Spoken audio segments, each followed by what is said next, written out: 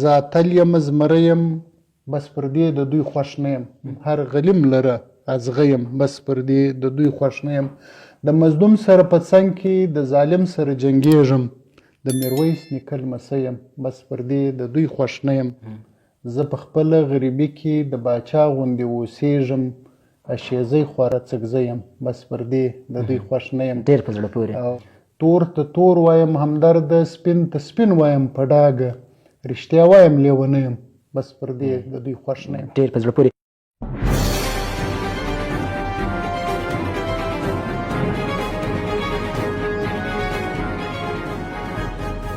السلام علیکم درنو لیدونکو ستاسو د روغتیا په هیله سمیع الله غفران یم د ځانګړي ادبي مرکې کوربه د دغه مرکې میلمه نن د چمن د سیمې ځوان شاعر او لیکوال ښاغلی محمد غوث همدرد دی ښاغلی محمد غوث همدرد له دې څخه وړاندې د سلام بابا ادبي ټولنې مشر و او دې ترڅنګ 2 ځله د خصوصي ښوونځیو مشر هم پاتې شوی دی د ژورنالیزم په ډګر کې هم یو فعال وګړی دی نورې پوښتنې به د ښاغلي همدرد صاحب څخه کوو همدرد صاحب د سلام ترڅنګ که تاسو موږ ته ووایاست چې د ژورنالیزم سره اړخ شعر و شاعري او د دې ترڅنګ د خصوصي ښوونځیو د مشرتابه چارې پر مخ وړل د هغه دونه دندې مو څنګه پر مخ ویوړلې ستا سلامو ته وعلیکم سلام وایم او ستاسې چې دا کومه لړۍ ته دغه کړې ده دا یو ته ډېر ښه ادبي خدمت شروع کړی دی نو موږ تا ته په دې باندې ستا مننه کوو خبره دی چې هغه الله پاک په انسان کې ډېر استعدادونه پیدا کړي دي نو سترګې لري لاسونه لري غوږونه لري دا اگر هر یو پر خپل ځای باندې کار کوي نو موږ که چیرې زموږ پیاوړو اتلانو غازیانو و دې ته وګورو هغو وطن ته کار کړی نو په کار دا دی موږ خو هېڅ هم کړي نه دي نه موږ هېڅ د خبرې مې ډېر دي کارونه مې لږ دي د هغه وجه دا ده چې زما خواهش دا و چې کله دا موږ ښوونځي کې سبقان ویل سر سید احمد خان که موږ وګورو هغه په یو وخت کې دغه مولو سکول یې چلاوه ادارې یې چلولې په بل وخت کې د تحریک ازادي مبارزه کوله او ادارې یې چلولې کتابونه یې ترجمه کول د قرآن شریف ترجمه یې کړې ده او داسې مضمونونه یې لیکل نو که دغسې خان شهید عبدالصمد خان اڅکزی وګورې که دغسې زموږ فخر افغان بچا خان بابا وګورې نو دا هغه اولني دي چې دې ته موږ باید د دې پر قدمو باندې قدم کښېږدو او زموږ وطن او دا سیمه چې ده دا کار غواړي باید موږ کار ورته وکړو او په دې باندې او د ژورنالیزم په برخه کې اوس هم کار کوي د رسمي خبریال په توګه خبره دی چې موږ چې دلته په دې سیمه کې اوسېږو په کار دا دی که اوس موږ زه اصل کې یو ښوونځی کې دولتي ښوونځی کې معلم یعنې ښوونکی یم او بل خبره دی چې دلته چې کم دا کارونه چې دی لکه تا چې یاد کو په دې کې موږ نیت دا دی چې مطلب د خدمت په معنا باندې موږ کو بل په دې کې مقصد نشته ژورنالیزم په دې کې که سیاست و که دا نور دغه و دا موږ مخکې کول و د ځینو سره په ډایرکټ باندې نه یم خو انډایرکټ کې لګیا یم لکه اوس موږ ادبي پروګرامونه کوو یا علمي پروګرامونه موږ کوو دغه سیمه کې مطلب د دې کوریج ته ضرورت کېږي چې په کار دی نو دغه په دې کې زموږ زیاتره په دې کې کوریج نه کېدی یا زموږ ته هغه رقم ښکاره کېدل نه زموږ ترجماني کېدل په کار دا دی چې موږ دغه لکه اوس دا چې ادبي کومه لړۍ چې دی پیل کړې ده نو دا یو ستر خدمت دی د دغه ادیبانو د دغه شاعرانو چې کوم خدمت کېږي دا اصل کې د پښتو خدمت دی د پښتو درنښت ټول پښتون کام درنښت دی او تاسو په کتابتون کې نن سبا ډېر کم تر سترګو کېږئ فکر کوئ بوختیا مو زیاته شوې ده لکه څنګه چې تا مخکې وویل چې مطلب مخکې موږ په دې کې مطلب ډېر سرګرمیانې مې کولې دا یو ډېر مینه مې درلودله په 2015 کې جهاني صاحب راغلی ولو نو په دا چمن کې اول یو پښتو احمدشاه ابدالي کتابتون په نامه باندې موږ فقط یو څو شاعرانو نو بیا دغه زموږ کومه زما ښوونځی چې په هغه کې موږ یو داسې د ادبي ملګرو په برکت باندې هلته موږ میاشتنۍ اونۍ دې ناستې کښېږدولې په هغه کې موږ تنقیدي نشستونه کول او هره میاشته به مې بیا میاشتیزې مشاعرې کولې.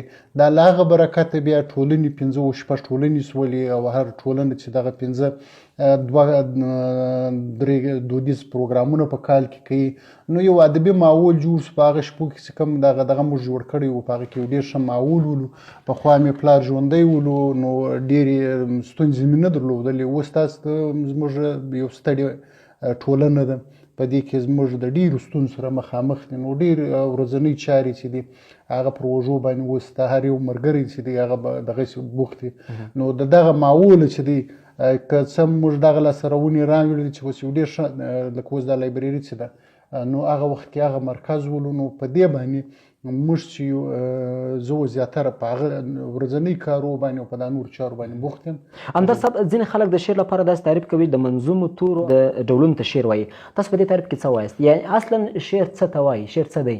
بالکل دغه لکه څنګه چې تا تعارف وکړي چې د منظومو تورو او ډولو ته دا شعر وایي، په دې کې عاطفه و، آهنګ دا ورسره شامل وي، تخیل. نو دا بیا نور شدخ کېږي. خو بېلابېل پوهان او عالمان د دې بېلابېل تعریفونه کړي دي. څوک ورته وایي چې دا د احساساتو چې کوم جمالات یې ترجمان ورته ویل کېږي، څوک وایي چې دا شعر چې دی، او څوک چې واوري نو د هغه په زړه کې بې اختیاره د هغه بې اجازې یو ښه شعر د هغه په زړه باندې ولګېږي، نو و دا ته شعر ویل کېږي. دغسې نور تعریفونه د شعر دا سوي دي، او دغسې د وزن ولري او دغسې قافیه ولري، نو دا ته شعر ویل کېږي. او ستاسو شعرونه اکثره انقلابي یا حماسي دي، ولې؟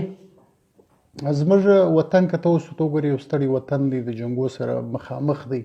نو ماحول چې دی هر شی هغه ماحول پر سړي باندې اثر کوي. موږ که وګورو زموږ ګودر وران دی، موږ دلته جانان د ستونزو سره مخامخ دی، او پیغلې چې د ګودران نړېږي، وطن نړېدلی دی، جنګ دی، یو بد حال دی. نو په دې باندې ځکه چې موږ د سولې نارې به وو، د اتحاد و اتفاق وو، حماسي د خلک د درس د جنګ د خلکو ته به د سولې درس ورکوو. دغه وجه درنو لیدونکو، تاسو دم غړی ځانګړې ادبي مرکه ګورئ. د ځانګړې ادبي مرکې میلمه د سلام بابا ټولنې پخوانی مشر ښاغلی محمد غوث همدرد دی. همدرد صاحب، ګڼې پوښتنې پاتې دي، خو اوس یو څه خواږه درڅخه اورو، یو شعر درڅخه اورو، دغه څخه وروسته نور پوښتنو ته راګرځو. په خوی ظالم په رنګ مظلوم دی، زما اشنا ماته معلوم دی، او د بې وفا څه وفا غواړي، زړګی زما لکه ماشوم دی. ځان پروانه غوندې لمبه کړه، ځان پروانه غوندې لمبه کړه، د محبت دغه مفهوم دی. نور که مې څه په وس کې نسته، کتاب زما دا ستا په نوم دی. او جنګ ځپلي افغانان نن امن غواړي، د وطن ټول انسانان نن امن غواړي. زه اتل یم زمری یم بس پر دې د دوی خوښ نه یم، زه اتل یم زمری یم بس پر دې د دوی خوښ نه یم، هر غلیم لره ازغه یم بس پر دې د دوی خوښ نه یم. د مظلوم سره په څنګ کې د ظالم سره جنګېږم، د میرویس نیکه لمسی یم بس پر دې د دوی خوښ نه یم.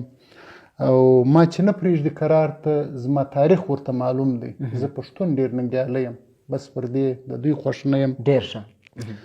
او زه پښتو پرېښوی نه سم، بل وطن خرڅوی نه سم، غیرتمند غوندې سړی یم بس پر دې د دوی خوښ نه یم.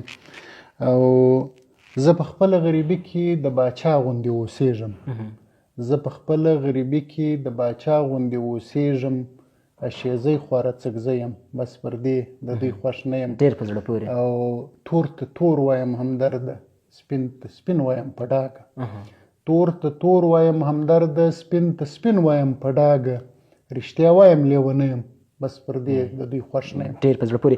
هغه منظوم شعرونه چې د یوې ټولنې یا د یوې ځانګړې ټولنې لخوا د خپلو سیاسي موخو د ترلاسه کولو لپاره ویل کېږي، شعر ورته ویلی سو؟ د شعر خو اوس لمن ډېره پراخه ده. شعر اوس نن موږ په هر موضوع کې لیکلی سو، ویلی سو. ډېر انقلابي شاعران چې دي هغه موږ وینو، لکه زموږ پښتو کې چې دی ملنګ جان دی، او دغسې علامه اقبال دی، دغسې حبیب جالب د اردو ډېر انقلابي شعرونه ویلي دي. خو که هغه د ادب په چوکاټ کې یې په هنري علمي دغه بڼه کې لیکل سوي، نو د وطن په ګټه موږ استعمالولی سو. خو دا کې هم اوس زیاتره لکه څنګه چې مثبت څوک شی لیکي هغه به مثبت پایلې لري او څوک منفي لیکي هغه به منفي پایلې لري. خو اوس لکه موږ سره تقسیم سوي یو دغسې د نفرت خبرې هم اوس نن سبا پکې کارول کېږي، سیاسي شعارونه هم پکې استعمال کېږي. خو که په هنري بڼه نه وي نو هغه بیا د یو څو ورځو دپاره وي، لکه موږ په دا انقلابو کې ولیدل یا په دا سیاسي پارټیانو کې استعمالیږي چې شخصا یې چاته لیکله سوي نو هغه په شعار کې هغه ډېر ژوند هم نه لري. لکه اوس د طالبانو په شپو کې چې مطلب اوس خالي صدر یم، نه مې وسته نه مې توان، یعنې دا هغه شعر دی چې بس یو څو هفتو یا تر هغه وخته پورې ژوندي وو، اوس تلپاتې کېدلی نه شي. دغسې که اوس یو شاعر په دغه باندې ولیکي وایي تورې تیارې دي ساتلي کور کې خپل لره، دا هغه څراغ دی چې رڼا ورکوي بله، یعنې دغه که په هغه دغه باندې ولیکل شي دا ته دښمن دپاره هم استعمالولی شي، د غلیم دپاره هم استعمالولی شي او د هغه اولاد دپاره چې دوستان خو پالي او پلار و دې ته بیا کور ته څه نه کوي او ګرد خراباتونه چې دي هغه دوستان دو کوي، نو دې دپاره هم ته دا ویلی شي. ځینې شاعران همدرد صاحب وایي چې د دوی څخه ځینې خپل شعرونه ورک سوي دي، یعنې لا درکه سوي دي. شاعر څنګه خپل شعر خوندي ساتلی شي؟ نو چې ورک سوي به یې ته په دې کې شک ولې ویني. او بله خبره دا ده چې زموږ لکه څنګه ستړی وطن چې دی نن شاعر هم د ډېرو ستونزو سره مخامخ دی، د روزګار مسلې جلا ورته لري، اقتصاد جلا دی او کورنۍ چارې هم لري. نو ورک جنوب په دې کې ورک سوي دي. زما څخه خپل هم 2 اګسټه ورک سوي دي او زموږ یو ملګری و عبدالغفار غاویر و دې ته ما 50 شعره ورکړلو د اصلاح لپاره چې هغه کتاب مې لیکي. نو د بده مرغه هغه ریکارډ هم ما نه دی ساتلی، خو زما سم د څه ورک سوي ولو چې په کډه کې د یو ځای څه بل ځای لکللو پاتې شو. د خوندي ساتلو دپاره پکار دا دی د شاعر شعرونه په ډېر خواري باندې لیکل کېږي، شاعر باید خیال وساتي او باید په 2-3 کتابچو کې ولیکي او د ځان سره خوندي وساتي. او همدرد صاحب نورې پوښتنې ته راګرځو، یو ځل بیا یو شعر درڅخه اورو، یو نظم درڅخه اورو. نظم خو دا دی دا وخت داسې تېرېږي، موږ دا وختونه چې زه ورته ګورم بس دی په چټکتیا سره روان دي. پر دې باندې ما یو نظم لیکلی و، وایي کلونه لکه میاشتې، دا میاشتې لکه ورځې، د سترګو په رپرپ کې ژوندون په منډه منډه تېرېږي یو څه داسې، سهار پسې ماښام سي، ماښام پسې سهار سي، یو وخت به اخر داسې د ژوند سهار ماښام سي، سپرلي غوندې ځواني به د ګل په شان خزان سي، یو وخت به اخر داسې د ژوند سهار ماښام سي. همدرده له دې مخکې چې خاورې سو یرې سو، نو راسه توپک تس کړو، نو راسه قلم واخلو، نو راسه هنر زده کړو، نو راسه علم وکړو. همدرده له دې مخکې چې خاورې سو یرې سو، نو راسه سره یو سو، نو راسه کینه پرېږدو، نو راسه مینه وکړو، نو راسه مینه وکړو. ډېر په زړه پورې. او همدرد صاحب په شعر کې د سختو تورو کارول څنګه بولئ؟ یعنې د شعر ژبه باید څه ډول وي؟ د شعر ژبه باید خوږه وي او اسانه وي او سخت توري چې کم شاعر کارولي دي هغه د اورېدونکي لپاره ډېر ستونزمن دي. هغه بیا سوچ کوي چې دغه توري نو شاعر کارولي دي د دې به څه معنا وي. نو په دې باندې که موږ رحمان بابا وګورو، رحمان بابا ډېر اسانه شاعري کړې ده، خوږه ژبه دغه کړې ده او اورېدونکي ډېر خوښوي هم. باید اسانه ژبه او روانه ژبه استعمال شي. او څومره چې یو خبریال باید خپلواک وي، یعنی خپلواک دی، شاعر هم باید دومره خپلواک وي؟ بالکل چې څومره باید خبریال خپلواک وي او د هغه کوم تعریفونه چې موږ په کتابو کې ویلي دي او دغسې باید شاعر خپلواک وي. شاعر د هر چا دی، شاعر زموږ د هیلو ترجمان دی. دغسې خبریال بیا حقیقت ښکاره کوي او د یو هندارې غوندې د زمانې د کم خلکو دغه ترجماني کوي. نو باید خپلواک وي، لیکن د بده مرغه موږ په یو داسې علاقه او سیمو کې اوسېږو چې موږ زیاتره شاعرانو او زیاتره دغه چې دي خبریالان چې دي هغه خپلواکي د لاس ورکړې ده. که حقیقت ووایي، پر حقیقت باندې خلک خوا بدوي او د پاکستان کې نن زیاتره شاعران چې دي افغانستان کې دا دغه سره مخامخ دي، مطلب د ګواښ سره مخامخ. تاسو چې یو خبریال هم یاست او شاعر هم یاست، آیا خپلواک یاست؟ بالکل موږ غواړو چې خپلواک سو، لیکن ستونزې شته او ګواښونه شته. همدرد صاحب ډېره زیاته مننه. د مرکې وروستۍ شېبې دې څه پیغام لري ځوانانو ته، د ټولنې وګړو ته پیغام څه دی ورته؟ پیغام خدایه ځوانانو ته دی چې دوی راتلونکي دی زموږ او وخت باید ضایع نه کړي او دوی باید چې کوم پلار او مور چې دی کوم د دوی څه کوم توقعات لري دوی باید هغه پوره کړي، د هغه ستونزو کې په هغه په مشکلاتو کې نور اضافه نه وکړي بلکې هغه یو څه وکړي. اول زه د ځوانانو څخه دغه غوښتنه کوم چې دوی علم وکړي، په علم باندې قومونه چې دی هغه مخ ته تللي دي او په مخ باندې چې دی هغه روان دي، نو په کار دا دی دوی علم وکړي او وخت ضایع نه کړي، د ځان یو څه جوړ کړي، ژوند چې دی داسې تیر کړي چې سبا شاعر وایي نه په زور نه په پیسو باندې یادېږي، ښه هغه دی چې په ښو باندې یادېږي. نو باید په ښو باندې یو ښه ژوند چې سړی وکړي. که اوس یو لوستونکی یو ښه کار وکړي نو په بازار کې روان لا خلک ورته وایي چې مطلب دغه هلک ډېر ښه هلک دی، که د فلاني زوی دی نو هغه پلار یې هم په ښه نوم یادوي او قوم یې هم په ښه نوم یادوي. که یو بدعمله لوستونکی هغه بیا چې یو بد کار وکړي نو خلک یو پلار ته هم بد وایي او قام ته هم بد وایي، که پښتون یو پښتنو ته هم بد وایي. نو چې دی ښه کار کوي د نورو به نیت پر ښه او که بد کار کوي د نورو به نیت پر بد وي.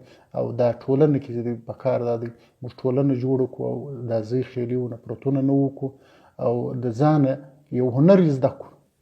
همدرد صاحب یوه نړۍ مننه چې د ځانګړي ادبي مرکې بلنه مو ومنله او مرکې ته حاضر سواست. خدای مو تل آباد لره. ډېره مننه. ستا یې کور ودان چې موږ دې په دې وهرځولو او دلته رالې او انټرویو دې وکړله، نو زه ستا هم ډېر مننه کوم او د اورېدونکو هم مننه کوم. ډېره مننه. درنو لیدونکو دا و د چمن د سیمې ځوان شاعر لیکوال او همداراز خبریال ښاغلی محمد غوث خان همدرد صاحب چې د ځانګړي ادبي مرکې میلمه و. د ښاغلي همدرد صاحب د پیغام غورچان به زه له تاسو سره شریک کړم. هغه وویل چې که موږ غواړو ښه راتلونکی ولرو باید زده کړې وکړو. د ځانګړو ادبي مرکو دغه ځانګړې لړۍ دوام لري. په لړ کې به د ادب د اسمان ګڼې ادبي څېرې در وپېژنو. بریالي اوسئ.